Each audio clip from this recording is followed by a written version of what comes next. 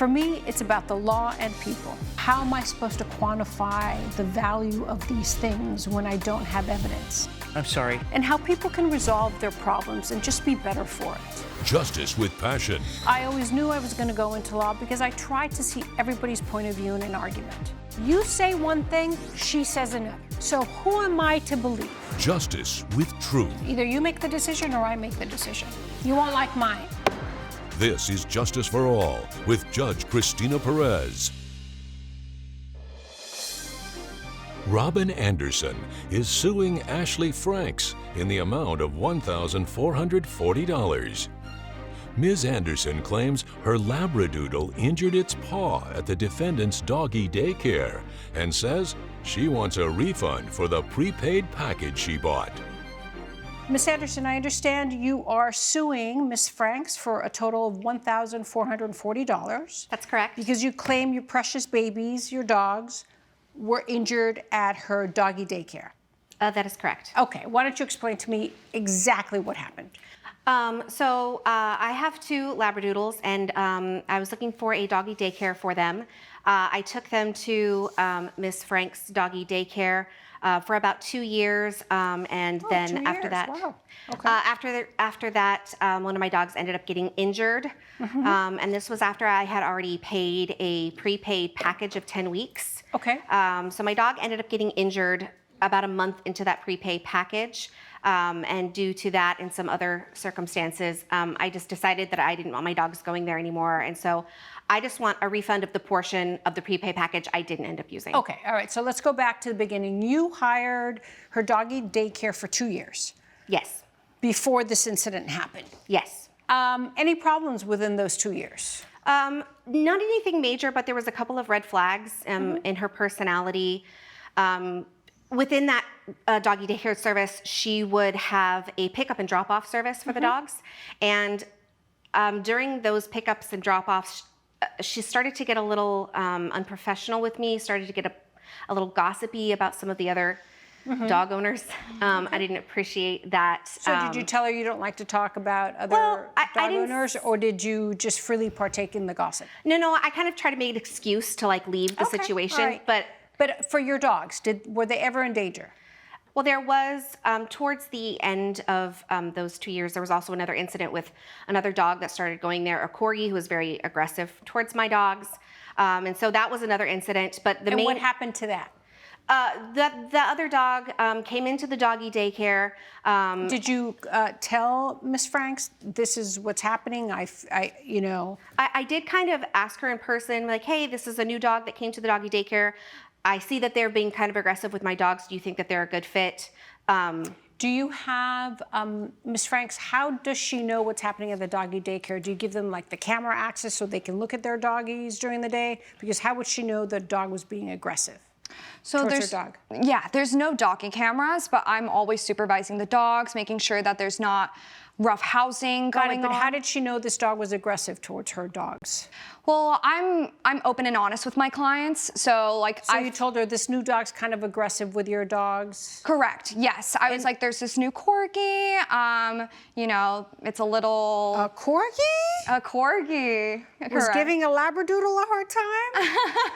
Okay. Yeah. You know how corgis can be. They're a little feisty sometimes. They snap on your heels. Yep. They're just super energetic bunches. So what did you do? Did you rectify the problem? Did you separate the Yes, corgi? I would make sure to separate them anytime I would notice any problems or anything escalate that was just worrisome to me. Okay. But of course I communicated that to her. Right. So she told you, but did anything happen to either one of your dogs? Well, it did, but it was actually during a different incident that had happened. There was a time that there was construction happening in the doggy. Okay, that's what happened now. But I'm just saying that I'm trying to lay some foundation here, right? So during the 2 years that both of your dogs, their names are? Milo and Daisy. Milo and Daisy attended the doggy daycare at Miss Frank's. Nothing really happened except for the case with the corgi, right? But no. That was resolved. Yes. So you're now renewing your 3rd year. You renewed your 3rd year and you paid up front. Well, yeah, before the defendant approached me and ask for a prepaid package, which we had never done before. Okay. And why did she ask for a prepaid package? She said she wanted to make some upgrades to her yard, her doggy daycare area, and asked for money in advance, which we had not been doing previously, so that she could make these upgrades. Okay. Was she the only person that you asked to do this, or were there other families that you asked? No, Your Honor. She was one of the clients that I asked because, again, this is a business I've had for 3 years at this point. I've noticed that I've been gaining a lot of success and positive feedback, so I wanted to make some improvements to this doggy daycare. And so I communicated to her. I was like, hey, like, I'm starting to make these grand improvements. I really want to make this business even better than what it is right now. So I told her, I was like, it'd be a prepaid package, 10 weeks up front, so I can make these improvements. Coming up on Justice for All. That one of her dogs came home with a limp and had a scratch on the paw. Is that correct? Yes, that's correct, Your Honor. At no time was I notified that the dog play area was going to be an active construction site while the dogs were there.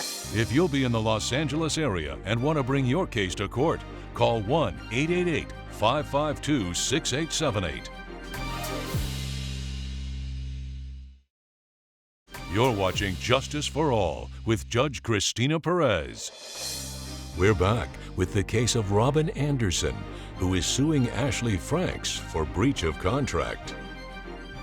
So how were you able to get upgrades done while the dogs were there?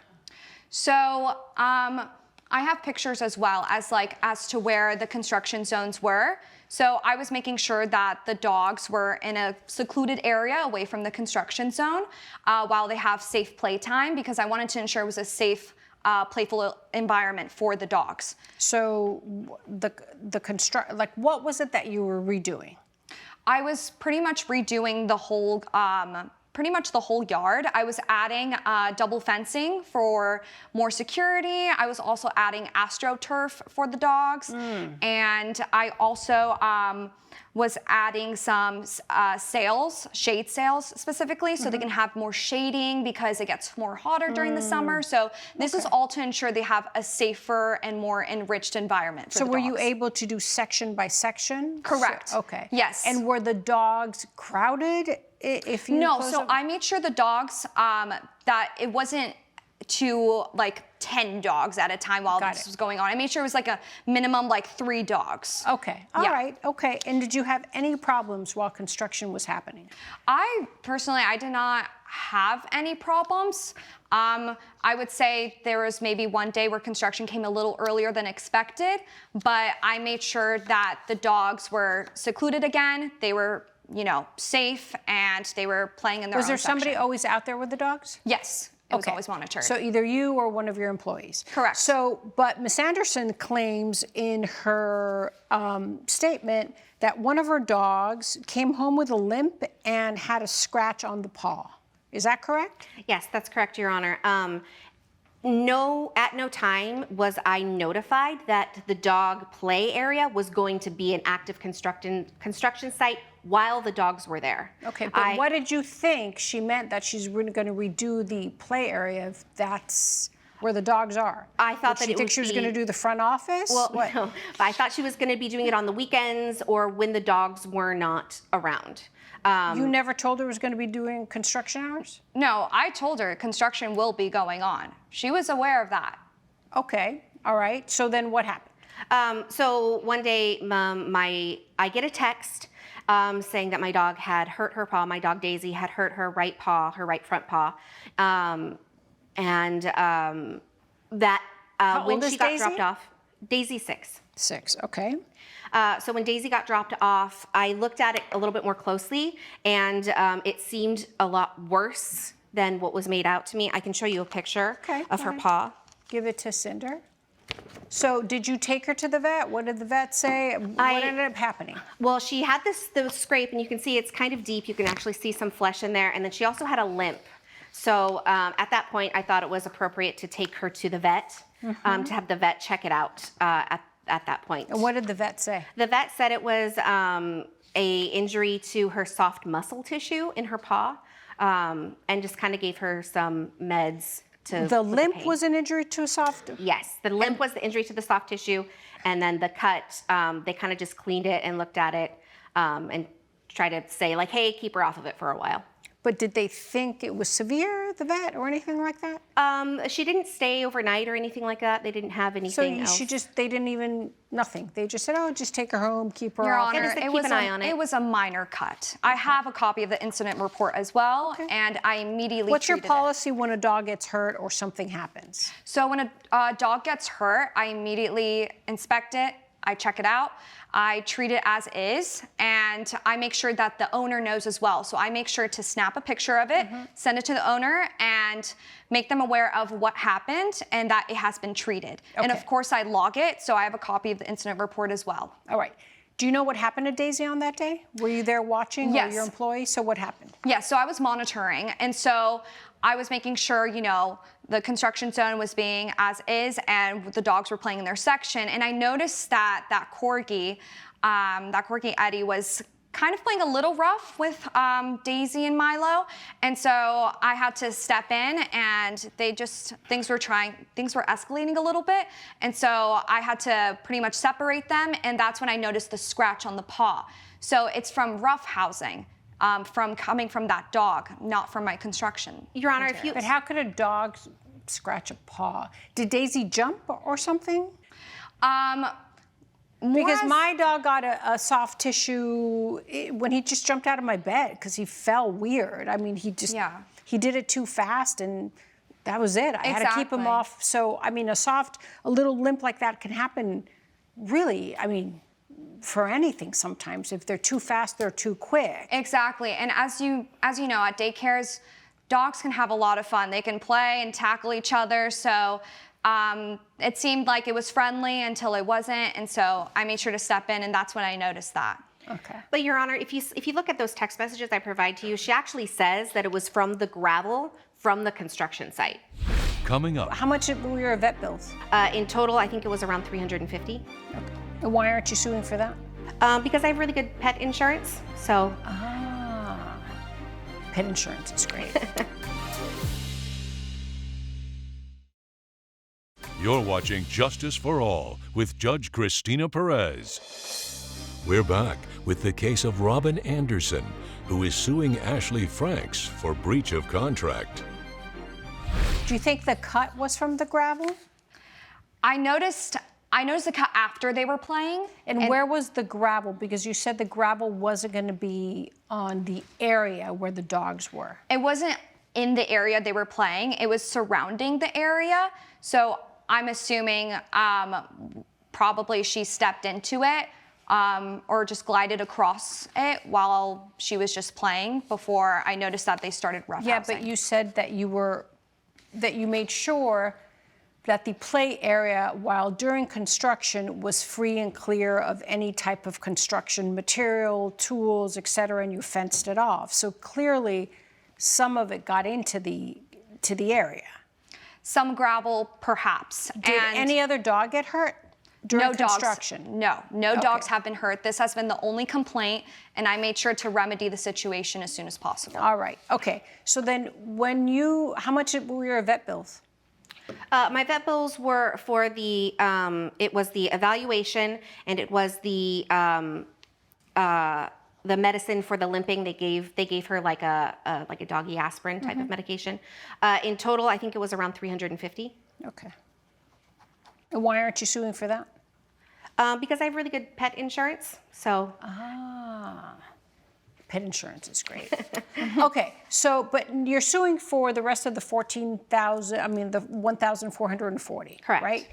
Coming up, I can understand a limp dog's play. They play. That to me is foreseeable, that Daisy or Milo or any other dog, that little corgi could have had a limp. you're watching Justice for All with Judge Cristina Perez. We're back with the case of Robin Anderson, who is suing Ashley Franks for breach of contract. So when you told her you no longer wanted to continue, you didn't feel it was a safe place for your dogs. Yes. What happened? Well, she immediately refused the refund to me. And it was kind of shocking to me because I just want my money back for what I, didn't use. I'm not asking for the full $2,400 that I had in advance back. Yeah. So I just want what I didn't use. Okay, and what's the problem with that? So I have a no refund policy, and that's stated on my website. I also send weekly emails with my doggy daycare, which is linked to my website. It's stated there, clear in sight. And so I did offer a remedy. I was like, hey, what we can do is I can put a pause on your account, or we can transfer. Non-refundable. What if a dog gets injured, or you turn around in a second and a dog attacks another dog? Non-refundable? So, I mean, do you save yourself that way? I mean, there's a lot more liability there. Obviously, they're going to sue you for negligence. there is. I have insurance as well. But here's the thing with my doggy daycare. I make sure there's temperament control. We always make sure that the dogs that come in are all vaccinated. They're all temperament checked. But here's the thing. I can understand a limp dog's play. They play. They play. That to me is foreseeable. That Daisy or Milo or any other dog, that little corgi could have had a limp. If they're playing, if they're roughhousing, if they're jumping back and forth, if you have like little makeshift playground, I can see that happening. Exactly. Such a deep cut on the paw, I cannot foresee if it's only grass and, toys or instruments that the dogs are not going to get hurt on. So clearly there was something there that we have to conclude logically came from construction that caused the gash. I mean, I could see, the little paw is black and I could see it pink. That's how deep it was. So that, to me, is common sense. Judge Perez's verdict when Justice for All returns.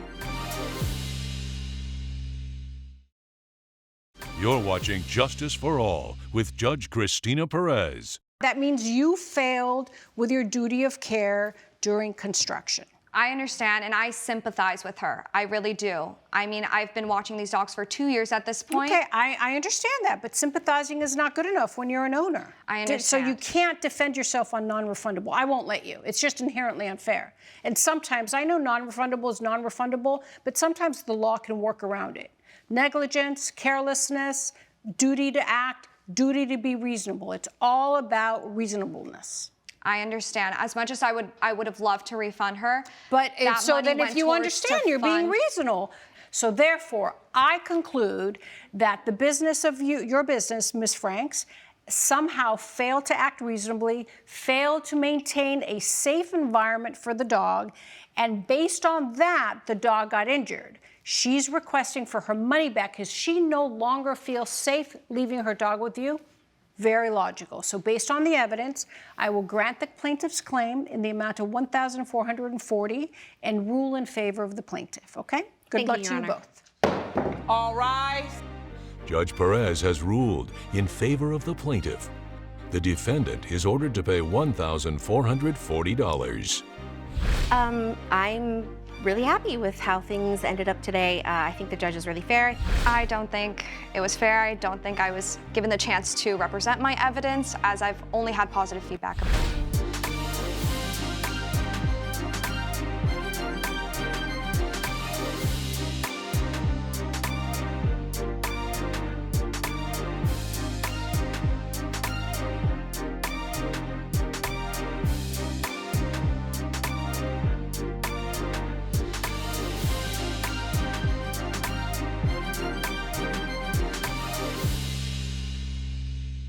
This has been a production of Allen Media Group.